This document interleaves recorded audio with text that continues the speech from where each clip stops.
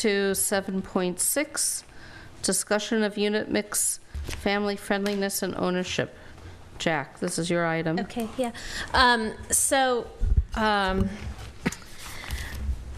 Recently we've had in front of us a discussion about development in town, and I'm just noticing not only with the discussions we've recently had in chambers here, but also every time we talk and we start talking about affordability, the same themes come up. That what people in Emeryville want is they're looking for a different unit mix in their developments, that they're looking for more family friendliness, that they want more affordable ownership opportunities in town. And as we realized with the Sherwin-Williams study session, the density bonuses that we're offering seem a bit dated. And so one of the things that I've taken these concerns to staff, and one of the things that I want to propose or offer in order to give the city time and tools to get the kind of developments that we want is a moratorium on development at this time. And I believe, and I'll need a little bit of staff kind of support over here to clarify this, on residential development. And even the residential development, Ruth, it wouldn't cover the affordable housing development. So for example, 3706 wouldn't be impacted by this, I don't believe. And my understanding, please correct me if I'm wrong, is that initially the moratorium would be for 45 days, and then it could be extended after that. But I really think that the people, the folks in Emeryville that we've seen in chambers, they want us to do better, and that we need to get the tools in place in order to have better development going forward. And that's going to take a little bit of staff time and require us to hit the pause button right now. So that's what I'm proposing, and would like to hear from the rest of council on this. I'd like to talk about that a little bit. I really am in support of that, because I think that our metrics are yielding things that we don't necessarily want when it comes to density bonuses especially. I think that we could offer density bonuses that really suit our city better than what we have. And I think we could use this 45 days to put together that. And I think the developers going forward for all of these large projects we have would probably really appreciate that, because I don't think we're being fair to them, and we're not being clear to them. They see communities coming forward and really having problems, and if we could be just a little bit more clear with how we say do some of our density bonuses, how we define family-friendly housing in ways that make sense for them to be able to put together projects that suit those needs. It doesn't necessarily mean that their projects are going to be denied or anything. It just means that they will further understand what our city needs. And so I think if we just had a little time out for redefinition, I think that would be a great idea. I'd like to hear from staff as to what possible repercussions could come from a moratorium. Well, I'd be curious as to exactly what the moratorium would be on. I hear you say it would be on residential development, but does that mean that projects that are currently going forward, could we still proceed, say, with study sessions or preparation of environmental documents or things like that? Would the moratorium be just on the issuance of the planning permit, or does everything have to come to a halt? I guess that would be my one Well, my question. understanding is that there's a legal definition and constraint around what we can do. So I look to the city attorney, what's permitted for us to do. Well, a moratorium. Allowable. What's allowable?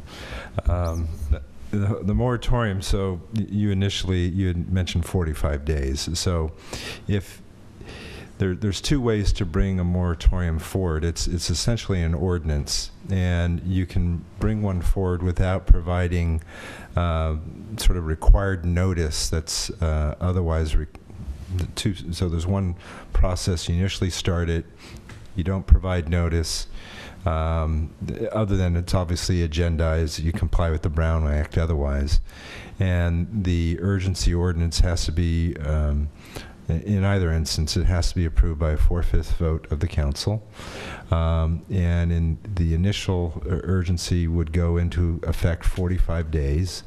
And then within that 45-day period, you would have to come back through a properly noticed public hearing, where you could then extend the moratorium up for an additional 10 years and 15, or 10 months rather, and 15 days. So essentially, you can extend it up to a year. And then thereafter, you can also extend it for another year. So you can have a moratorium in place for up to 2 years. With respect to, if you're targeting residential development, there are certain required findings of need to preserve public health and safety that are more specific. I don't have them in front of me, but there's a concern, obviously, about housing is a big issue in the state, and so when you impose moratoriums and restricting housing, there's a concern that you're slowing down the production housing. So there's, as I say, certain specific findings we'd have to make. The moratorium, how you its breadth, its scope, is really somewhat, to a degree, up to the council as to how you want to frame it. As Mr. Bryant was alluding to, he's got, I can think of couple projects, 2, 3, 4, that are, going to, or seeking sort of final approvals from the Planning Commission in the next couple of months. So, the marketplace has 2 FDPs, if I'm not mistaken, that they are going to be seeking approval, which, you've already approved a plan unit development. So you could craft it so it doesn't apply to that, or you can craft it that it does. So there's, it's really somewhat dependent on how the council wants us to direct us to the scope of the moratorium. And for me right now, what I'm proposing, and I want to hear from council and of course the public on this, would be to impose the moratorium on all of those for 45 days. Right, that I'm not looking to carve out a particular development at this point. So for example, for the Sherwin-Williams project, we have a consultant currently on board who is drafting an environmental impact report. Mm-hmm. Should we direct that consultant to stop work?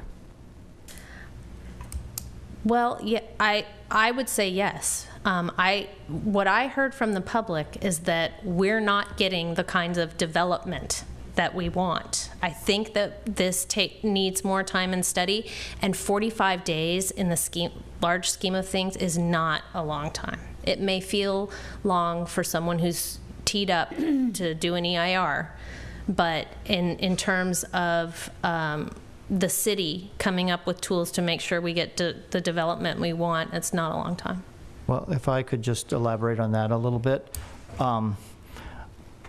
I don't know exactly what kind of tools you're looking for, but I think what I would advise is in order to accomplish this is that you probably want to amend the planning regulations to prescribe a particular unit mix. At least that would get it at Right. some And of all your, of these some of your things, things. all of these things, I'm not sure that we need to necessarily come up with the strategic elements that we're going to have on our side in 45 days right now. Right, But yes, yeah. exactly. That's what I'm looking for. Well, that's what I'm Charlie. saying. Yeah. Yeah, I don't think you can do that within 45 days No. because it has to go to the planning commission for public hearing, and then it has to come to you, and Right, you know, and that may and be by ordinance, you know, so it'd be that 2 may be a readings. longer process, but I Right. think that the city, if we have anything on our side, we have time, and that we should hit the pause button and we should take it, because these developments are going to be here for decades upon decades. And I've heard again and again, and we talk about it every time we talk about housing or every time we talk about the new development, these items: unit mix, affordability, family friendliness, ownership, density bonuses now added to that. Anyone else? Mayor Atkin, I have a question for you, Mr. Biddle. Does this open us up to any potential lawsuits? A moratorium of this kind? Depends on how, it depends on, what the moratorium says. There is Mr. Gina provided me the actual statute in front of me. I was referring to specific findings that you have to make. You wouldn't have to make it with the urgency initial 45-day, but if you wanted to extend it, it talks about having to make written findings adopted by the council, supported by substantial evidence on the record. So we're going to need more than just a desire to do something, but we're going to have evidence in the record that all of the following conditions exist, and there's this litany of things that we're going to have to provide evidence, documentary evidence to get into the record to support the finding that there's a need to for the benefit of public health, safety, and welfare to extend this moratorium beyond an initial 45-day period. And depending on the weight of the evidence that we are able to provide to support the council in its desire, if that's where it goes, then we either may have depending, it's going to depend on that evidence that's in the record as to whether you have a threat or not. And is there any other city in California that has had a moratorium on housing? I'm sure there have been moratoriums Can on we housing. research that and find out? Mr. Biddle, haven't we had moratoriums in the city of Emeryville before? We've had moratoriums in Emeryville before, but not specifically to residential, and that's. We were talking about a broad axe here of all residential. And We that's actually had a moratorium on demolition of residential. Right, right. yeah, and I mean that's. This is coming out of the code that relates specifically to urgency ordinances, and it's specifically Can we get some calls background information on that? And then, Mayor, I have a request. We have a housing guru here. Could we hear from John Bowders? He's up in Sacramento, and could you make a comment on this, John? You're a very valuable Is this within your resource. scope? I guess it depends on the question. I won't answer a question. Okay. I guess it depends if you have a particular question that I can answer. Well, what is your sense of a moratorium on housing in terms of your advocacy for affordable housing? I think from a practice standpoint, if you look at it, if you look at this from the top, I think what the councilwoman is trying to do here is make sure that the space that's left in, and if I'm wrong, please tell me, obviously. You will, I know. That the space that's left in Emeryville, that the development that goes forward, I think she's looking at these major projects, is what it sounds like, as wanting to be inclusive of a number of key elements that residents in the city have identified as pieces they want, things that would be akin to what our organization would likewise want.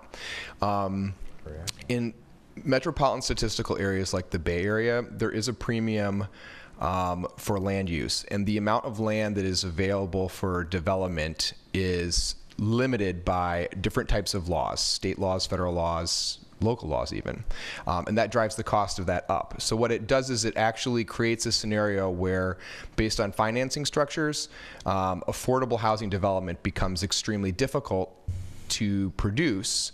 Multi-family, multi-bedroom units, very low income. We have different tiers. It was referred to earlier. There's market rate, there's below or moderate low income, there's very low income, and then we have something called ELI, extremely low income renters, who are at 30% of area median income, which is the AMI statistic. And it is very difficult to produce those units for affordable housing developers without a combination of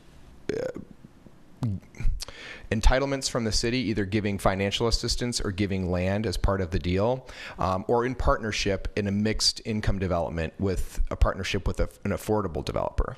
And so I think when you look at the character of Emeryville in particular, there is a disproportionately high percentage of rental units compared to most other cities in the East Bay that are put on the market every year here. And we do well on our RENA, the regional housing needs allocation that ABAG gives us. For those who don't follow that, we do pretty well compared to most other jurisdictions, but we actually don't meet, we don't come close to our threshold for very low and extremely low income families. We do well for that just below the poverty line or at the poverty line, and we exceed extremely high the quota we're given for above market rentals. And so I think when you look at sustainable communities, which would have been my comment on this, I didn't know this was going to be the topic, to be honest with you. When you look at a sustainable community, something that I've spoken to people here and elsewhere about is it's not just housing is a big piece of it, and it's probably the most talked about piece in the Bay Area right now. But when you do, there's a whole combination of factors, an environment you have to create to make that a successful project, and housing is market driven in its own way, and so people are wanting to build for rent studio and 1-bedroom apartments here because our market accommodates that very well, and we have a demand for people to spend $3,500 per unit. That doesn't negate the need of low and very low income people to live in the communities they work in, have access to the same amenities and resources that those of us who aren't extremely and very low income households have. And so the problem becomes there's this ever shrinking space for development, and if communities don't activate around the need to build sustainably, and like I said, there's all kinds of pieces. You attract families with parks. You need to have regulations in multi-bedroom units to prevent that from being for college students. You need to do things. There's a whole bunch of steps in that process that actually pan out to being family communities. And so it's not just housing. It comes with the schools and everything else. So, but to do that I mean, I think what I'm hearing is that maybe the city or maybe the council doesn't feel like it has a grasp of what all of its options are, what the menu items are. There's been a lot of talk about things and how to achieve that. I haven't given any thought to a moratorium. I didn't even cross my mind. So it's a unique proposal for sure. But it isn't one that's absurd to me. I think it sounds a little bit like a crisis response, but I think we actually have a housing crisis, to be honest with you.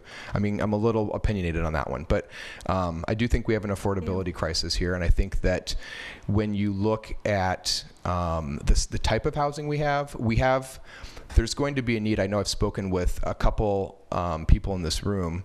There's going to be a need in the future with the type of housing stock we've developed in the last 20 years to think proactively about tenant laws and protections that will do things that will meet needs that are going to come down the line.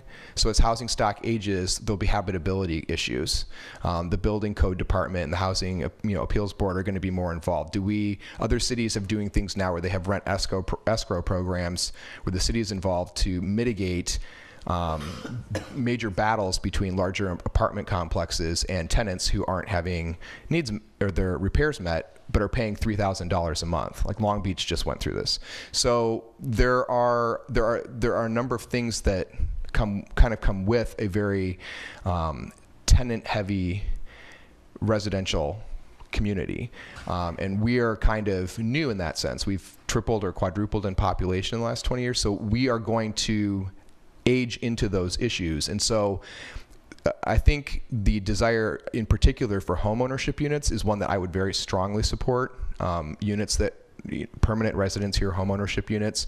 Community land trusts are a great way to put homeownership units here in reach of low-income families. And so I do think there is a need to have a bigger conversation. I would not proclaim at this point to be the expert as to what the proper process is. I would defer to the wisdom of the five of you. But I would make myself available to a further discussion about what all those factors are. I mean, my comments were going to be, when you want to talk about mixed use or mixed income developments, like this should be a cross committee meeting. This should be, if you're going to have a meeting of people, I would create a round table. I've seen city councils do that where they bring in a round table of experts, invite 10 people in who are housing experts. Okay. I'd be happy to offer to bring those people in. Is your question answered, Nora? Yeah. Yes, thank Great. you. Is there anything else? Thank you. So I want to thank Councilmember Asher for bringing this up, because we're seeing these large projects not meeting stated community needs so sufficiently. So thank you for raising that. Do you have a proposal for wanting to redo the planning regulations now, or can you state your motion? Can you state it in some sort of a motion? I would like to propose a moratorium on residential development in our city, allowing staff the time to address the issues of unit mix, family friendliness, ownership, and density bonuses in new residential developments in our city. And I also want to know from the city attorney, this is something that I feel is urgent, and I want to understand also the process, and if you could explain to council how that would play out. If we are supportive of it, when can it get done? Well, we can bring it to you at your next meeting. Next meeting, right. Exactly.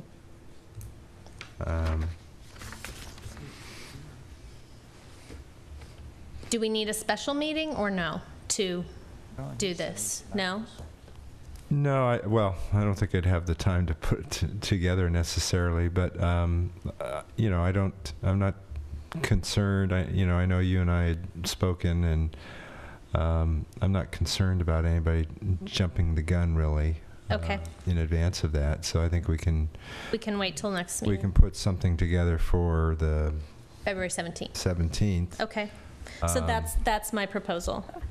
That would be just an initial 45-day period, because we wouldn't have time to properly notice it, as I said. So it would go into effect initially 45 days, and then we would have to come back at a notice public hearing within that 45-day period to extend it, and that's based on my reading of the code, when we'd have to really beef it up with sort of evidence in the record to extend it beyond that time period. Yeah. Is there public comment?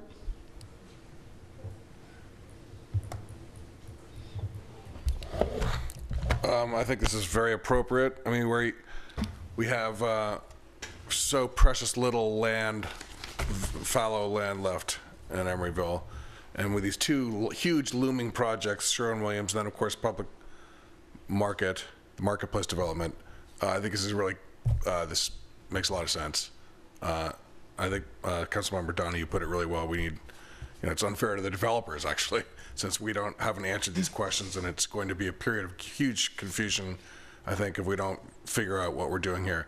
So I really appreciate this, but I wanted to ask the council member, Asher, if you could tell us, you said, here's what you want the 45-day moratorium to encompass: unit mix, family friendliness, and what were the other things, if I could write them down? Ownership and density bonuses. Okay. That's all my comment. Thank you. Can I clarify in terms of density bonuses? Are you referring, because there's obviously density bonuses required by state laws. Right. You're really talking about I would like us to revisit our density bonuses. Our bonuses. our bonus Yes, our system? bonus system, yes. Thank you. I support that, too. Yeah. Judy? Yes, I think this is probably a really good idea, because I have thought for a long time that we have things backwards, where we're always responding to developers coming in saying what they want to build, and then we go, no, I don't think so. But I think it's time for us to decide what we want, and then invite developers to come who will follow our needs and our guidelines. So whatever it takes, I think, is a great idea. I don't know why you don't make it a little bit longer, and then you might not have to go jump through the hoops and extending it, but that's up to you. Okay.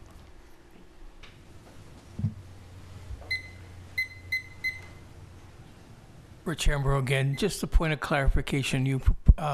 It's my understanding that the moratorium doesn't begin until you meet at the next meeting and decide to impose the moratorium. And it requires a 4/5 vote, yes. Got it. Thank you. Apropos of that, I've let staff know quite some time ago I won't be at the next meeting. Oh, yeah. We've got to call a special meeting. Well, We need a special meeting, yes. Ruth? well, let's talk special meeting I dates just then. want to say this is really our last chance to get it right.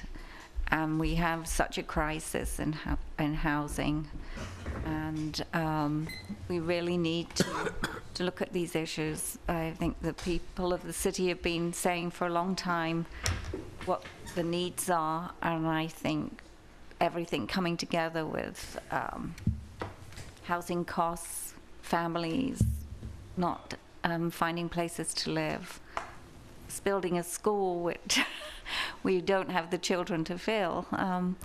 I think there's a lot of things coming together, and this is our one chance to do it. So I would say please take the time to do it right. Thank you. Are we off? We have one of them off. All right, staff has direction. We're looking at some A special possible dates meeting here. date, please. Was there a second to that, Jack? That's my motion, and so. I'll second it. I can do that. All those in favor? Aye. Aye. Restate the motion. You just want to bring this forward next meeting? Right, to vote, For a well, no. As we're- an emergency, We're going yeah. to bring it forward for a special meeting, So right? possibly on the 13th, if that's a Friday. Friday the 13th? Are you crazy? That's what you give me, Friday the 13th, Sabrina? Really? Do it. Sorry. Or which day? Yeah. Or the 10th, or the I'm sorry, or the 10th? Is that, It's okay. Well, you could is be- that a Wednesday? What day is that? That's a 10th is a Tuesday. Tuesday, the 10th? A week from today. We won't be here then either. Oh, well, I'm going to be on a plane. Oh, so will I. Yeah, you'll be gone, Yeah, I'm Sabrina. gone. What about Friday the 13th? Is everybody around to meet on Friday the 13th? What about For a Monday, special the meeting? 9th? That's a holiday. We're gone as Doesn't matter. Oh. And you're back when? Why can't they do it on the 17th? Which would be, what time? Like early, like 5:30 maybe? On the 13th? 5:30 at Friday, 5:30 on Friday the 13th? Or Okay. or earlier if you want to. I could do earlier. Could you, Ruth, or no? 5:30 works for you? 5, I could do 5. 5, can we do 5? Sounds good for me. Yeah. What about you on Friday the 13th, Nora? At 5 o'clock? I'll bring my black cat with Yeah. me. Okay, Okay, so 5 o'clock, Friday the 13th. yeah. Yeah. Friday the 13th. Thank you. Okay, So noted. This month. this month. Next Friday. All right. Thank you, Jack. Yeah. For pushing Thank this. you. This takes us